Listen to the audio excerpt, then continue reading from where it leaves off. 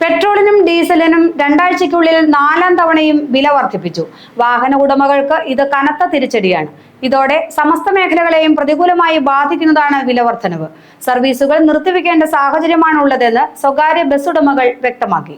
സംസ്ഥാന സർക്കാർ നികുതി കുറയ്ക്കാൻ തയ്യാറാകണമെന്നും ആവശ്യമുണ്ട്. പെട്രോൾ ലിറ്ററിന് 2 രൂപ 61 പൈസയും ഡീസലിന് 2 രൂപ 71 പൈസയുമാണ് തിങ്കളാഴ്ച കൂട്ടിയത്.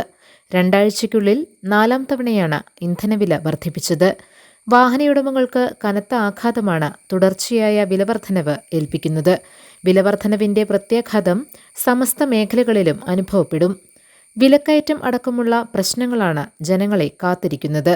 ഡീസൽ വിലയിലെ വർധനവ് മൂലം ബസ് വ്യവസായം പ്രതിസന്ധിയിലാണെന്ന് ഉടമകൾ വ്യക്തമാക്കി. രണ്ടാഴ്ചയ്ക്കുള്ളിൽ 1 ലിറ്റർ ഡീസലിന് 8 രൂപയുടെ വർധനവാണുണ്ടായത്. ഇനിയും കൂടാനുള്ള സാധ്യതയുമുണ്ട്. സർവീസ് നിർത്തിവെക്കേണ്ടി വരുന്ന സാഹചര്യമാണ് സൃഷ്ടിക്കപ്പെടുന്നത്. നികുതി കുറച്ച് ഈ മേഖലയെ സംരക്ഷിക്കുന്നതിനാവശ്യമായ ഇടപെടൽ സർക്കാർ സ്വീകരിക്കണമെന്ന് bus operators association Kothamangalam unit secretary CB Navas ആവശ്യപ്പെട്ടു. ഡീസൽ വില വർധനവ് 4 പ്രാവശ്യമായിട്ട് 8 രൂപ ഇന്നുവരെ ഡീസലിന് വില വർദ്ധിപ്പിച്ചു. 1-2 വർഷമായിട്ട് ഡീസൽ വില വർധനവ് ഇല്ലാത്തതുകൊണ്ട് വലിയ പ്രതിസന്ധി ഇല്ലാതെ പ്രൈവറ്റ് ബസ്സുകൾ മുന്നോട്ട് പോകുമായിരുന്നു.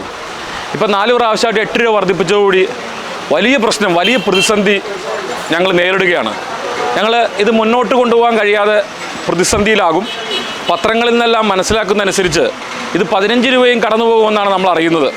അങ്ങനെയാണെങ്കിൽ ഞങ്ങൾക്കിത് ഓടിക്കാൻ കഴിയാത്ത അവസ്ഥയാണ്. അപ്പോൾ അതുകൊണ്ട് പുതിയതായി വന്ന ഗവൺമെൻറ് ഈ വിഷയത്തിൽ ഇടപെട്ട് ഡീസലിൻ്റെ നികുതി കുറച്ച് ഈ പബ്ലിക് മേഖലയിൽ പബ്ലിക് ട്രാൻസ്പോർട്ടായി ഓടുന്ന ബസ്സുകൾക്ക് ഡീസൽ അനുവദിക്കുന്നതിന് വേണ്ട ക്രമീകരണങ്ങൾ ചെയ്യണം. ഞങ്ങൾക്കൊരു അഭ്യർത്ഥനയുണ്ട്.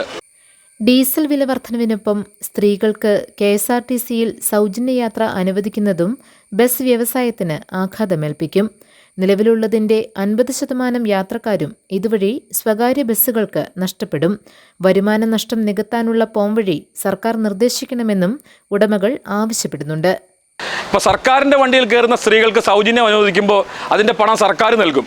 അപ്പോൾ അതോടുകൂടി പ്രൈവറ്റ് ബസ്സുകളെല്ലാം ഓടാൻ കഴിയാത്ത വലിയ പ്രതിസന്ധിയിലേക്ക് പോകും. അതുകൊണ്ട് ഏതായാലും സർക്കാർ ഇത് നടപ്പാക്കുമെന്ന് അടിയുറച്ച് ഗവൺമെൻറ്റും മന്ത്രിയെല്ലാം പറയുന്നുണ്ട്. പക്ഷേ ഇതിൻ്റെ വരും വരായികൾ നോക്കി, ഇതിൻ്റെ ഭവിഷ്യത്തുകൾ നോക്കി അർഹരായിട്ടുള്ള ആളുകൾക്ക് മാത്രമേ അനുവദിക്കാൻ പാടുള്ളൂ.